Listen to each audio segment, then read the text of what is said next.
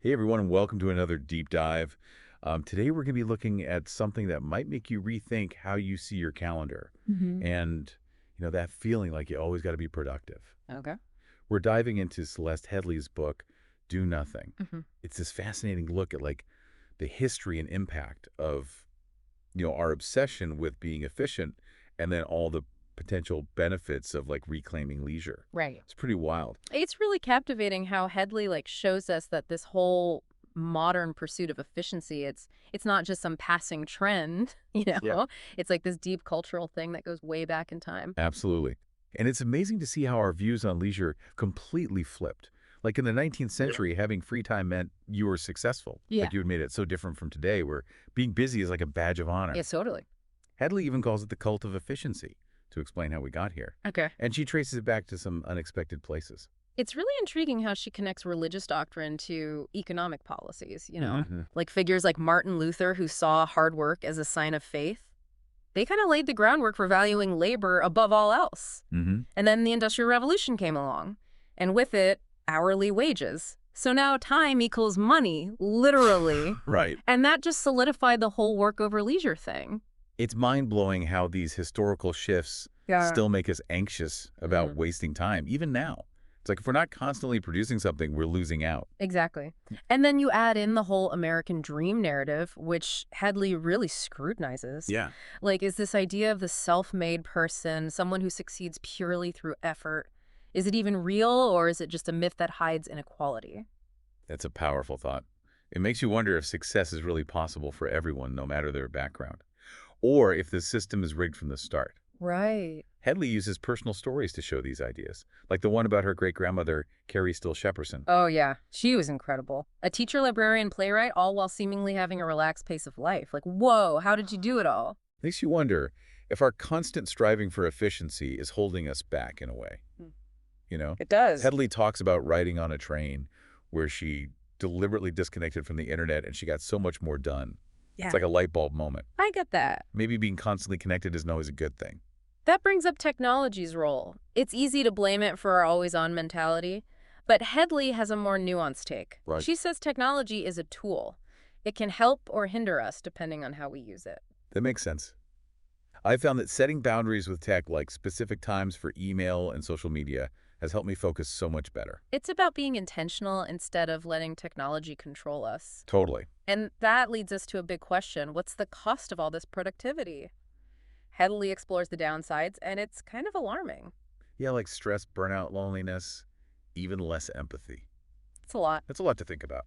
What I find insightful is how she links these problems to our basic human needs. We need connection and belonging, but we often prioritize tasks over relationships. It's true. We get so caught up in doing that we forget about being. Exactly. Headley talks about realizing overwork was hurting her health. It's a good reminder to check our own work-life balance and see if it matches what we really value. It's about making sure our priorities are straight.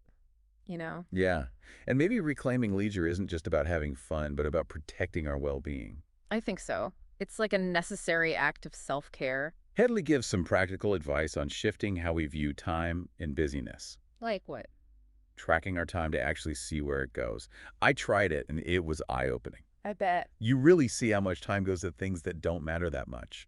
We're often unaware of our own habits, aren't we? Totally. Another thing she talks about is comparing ourselves to others, especially on social media. Oh, yeah.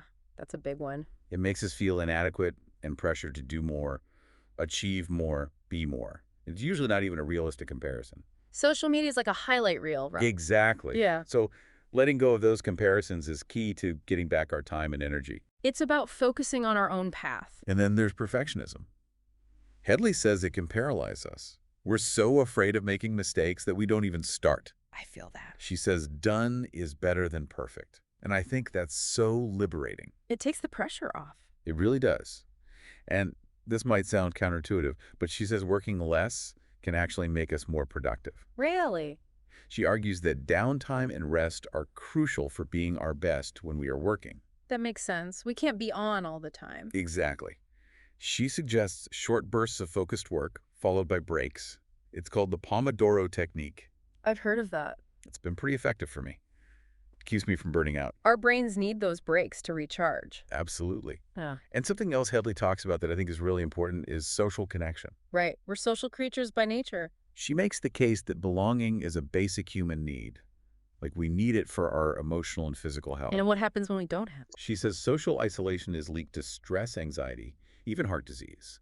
It's a wake-up call that relationships are essential, not a luxury. So reclaiming leisure becomes about more than just relaxing. Exactly. It's about connecting with loved ones, doing things that bring us joy, making space for real human interaction. It's about living a full life. Headley encourages us to find activities that make us feel alive. Spending time in nature, creative hobbies, good conversations, or just letting our minds wander. Sounds lovely. It is. And it's not selfish or unproductive. It's about taking care of ourselves so we can be our best selves. It's about recognizing our own humanity. Exactly. And Headley goes beyond individual choices. Yeah. She calls for a bigger cultural shift, one that values well-being more than endless productivity. A big ask. It is. But she points to European countries with shorter work weeks and more vacation time as models. Interesting. It makes you think about how different cultures see work and leisure differently. For sure. Headley's argument is that prioritizing well-being benefits everyone, not just individuals. So it's a win-win. Exactly. She also highlights how overwork disproportionately affects women and people of color. Because of societal expectations and systemic biases. Right. So reclaiming leisure becomes a social justice issue. It's about creating a more just and humane world where everyone can thrive. That's powerful. It is. It's about dismantling the idea that our worth is tied to how much we produce and recognizing the value of rest-play connection. It's a whole new way of thinking. It is. It's a message that resonates deeply, especially in our go, go, go culture. But how do we actually make this shift? Headley emphasizes that it starts with small personal actions. Like what kinds of actions? Questioning our assumptions about work and leisure, looking at our habits, making choices about how we spend our time and energy. Small steps can lead to big changes. Exactly. It's about setting boundaries, choosing activities that match our values, and embracing rest. It's about taking control of our lives. Headley reminds us that we have the power to shape our lives and create a more balanced world. Her book is like a guide to reclaiming our time and rediscovering the joy of doing nothing, or at least doing less. It's a path to a more fulfilling and sustainable life. Absolutely. Headley's book has really made me think differently about how I view success and productivity. It's so easy to get caught up in that always-on mindset, always pushing for more. But her book offers a different way, a way of life that values well-being and fulfillment just as much as achievement. I agree. One of the most practical things I got from the book was her focus on setting boundaries. Right. It's about creating clear separation between work life and personal life, protecting our time and energy from those ever-growing demands of work. Absolutely. It's about taking back control of our schedules and deciding how we use our most valuable resources, our time, our attention, our mental capacity. Exactly.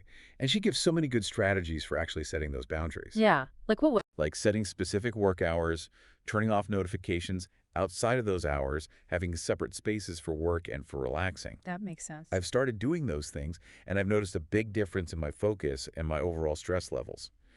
Just disconnecting from work, even for a little while, helps me feel refreshed and actually more productive when I come back to it. It's like hitting the reset button. It is. And it reminds me that we're not machines meant to work nonstop. We need downtime. We need to rest and recharge to really function at our best. True. Another big takeaway is Headley's encouragement to spend time doing things that feed our souls, things that bring us real joy and connect us to our passions and our purpose. I love that idea. Me too. It could be anything, exploring nature, getting creative, having deep conversations, or just letting our minds wander with no particular goal. Sounds rejuvenating. It is.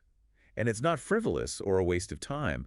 It's essential for living a well-rounded and meaningful life. It brings balance and perspective. Exactly. And Headley reminds us that leisure isn't a reward for working hard. It's a basic human need, just as important as sleep, food, and connection. I never thought of it that way, but it makes so much sense. Right. It shifted my whole perspective. I'm now making a real effort to schedule those soul-nurturing activities into my week and protecting that time like I would any other important commitment. That's awesome. It's about changing our mindset, seeing those activities as investments in our well-being, not as indulgences. I think that's a really important distinction. It is. Now, I know making these changes can seem overwhelming, especially when society is constantly telling us to be busy and productive. But Headley reminds us that even small, intentional actions can create big change. It's about taking those first steps. Exactly. Like taking a look at our current habits, figuring out where we can reclaim some time and energy, and slowly incorporating new practices that align with what we truly value. So starting small, but thinking big. Yes.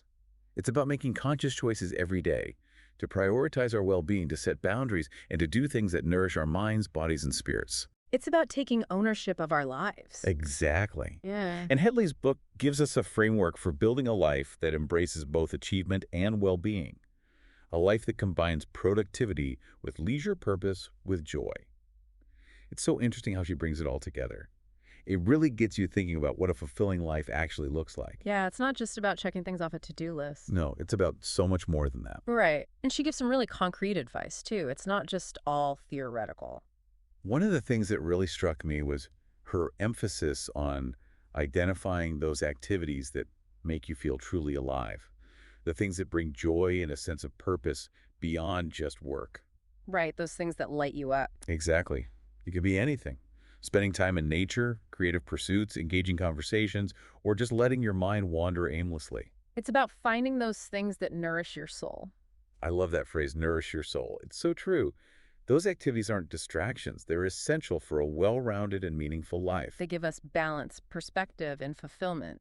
And I think it's so important that she reminds us that leisure is not a reward for hard work. Right, it's not something we earn. Exactly. It's a fundamental human need, Ugh. just like sleep, food, and connection. We need it to thrive. Absolutely. This whole conversation has really inspired me to prioritize those soul-nurturing activities. Me too. I'm actually scheduling them into my week now and protecting that time. Like it's a meeting with my most important client, myself. That's great. It's about making a conscious commitment to our well-being. Exactly. And, it's not always easy to make these changes, especially when our culture is so obsessed with busyness and productivity. Yeah, it can feel like you're swimming upstream sometimes. It can. Yeah. But I think Headley's point is that we don't have to overhaul our entire lives overnight. Right, small steps can make a big difference. It's about starting with small, intentional actions and building from there. Like what kinds of things? Like maybe taking a look at your current habits and seeing where you can reclaim some time and energy. Maybe start incorporating a few new practices that are more aligned with your values. So being mindful and making conscious choices. Exactly. It's about those daily decisions to prioritize our well-being, set Yeah. boundaries, and engage in activities that truly nourish our minds, bodies, and spirits. I like that. It's about taking ownership of our lives and how we want to live them. Exactly. And Headley's book provides such a valuable framework for doing just that. It's about creating a life that embraces both achievement and well-being.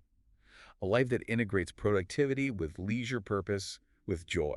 It's a blueprint for a more fulfilling and sustainable way of being. So as we wrap up our deep dive into Celeste Headley's Do Nothing, let's try to distill her wisdom into 10 key takeaways, things you can start doing today. Okay, I like that. All right.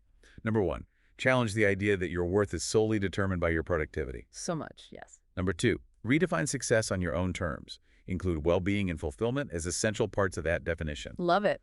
Number 3, establish clear boundaries between work and personal life. Protect your time and energy from the demands of work. Boundaries are essential. They are.